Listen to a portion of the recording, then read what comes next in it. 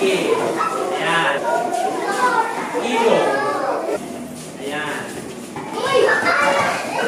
Ngayong hapon ay pag-aaralan natin ang pangalan.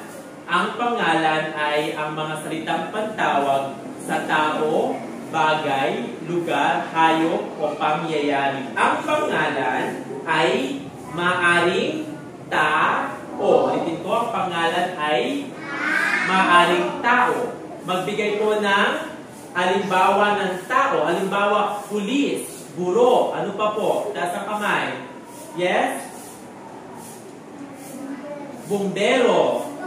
Doktor. Very good. So, yun po ang unang kategorya ng pangalan. Ikalawang kategorya naman ng pangalan ay mga bagay. Kung mapapansin nyo, yung mga nakalagay po dyan ay mga bagay. So, yung mga bagay po ay isang pangalan. Kagaya po na, magbigay nga po ng halimbawa, upuan, lamesa, tinidor, kutsara. Basta yung mga bagay na nahahawakan natin ating ginagamit ay halimbawa ng pangalan. Ang pangalan ay maaaring hayop. Ayan. So, yung aso, pusa, yan po ay pangalan sa kategorya ng hayop. Ang pangalan din po ay maaaring lugar. Kung makapansin, halimbawa ng lugar. Yes. GMA, Batangas, pwedeng sa Bakuran, Bukid, paaralan. Halimbawa po yun ng mga lugar. Naintindihan? Pangyayari. Bakit kaya nilagay ni teacher dito ang cake? Kasi, kailan po tayo binibigyan ng cake? Tuwing may birthday po tayo or tuwing kaarawan natin. Binibigyan tayo ng cake. So, ibig sabihin, kapag po kaarawan, yun po ay halimbawa ng pangyayari. Ulit, halimbawa po yun ng pangyayari. Tayo uulitin ko po, ang mga pangalan ay salitang pantawag sa tao, bagay, hayop, lugar, at pangyayari.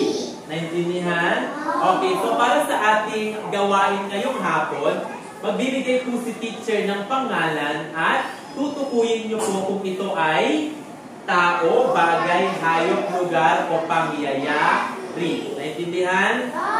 Number 1 ay paaralan. Ila, paaralan. Okay. Ayan, very good. Ang paaralan po ay isang lugar. Bumbero.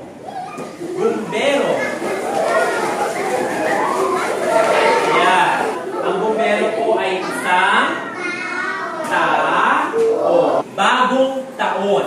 Yun po ba ay tao, bagay, hayop, lugar o pangyayari? Bagong taon.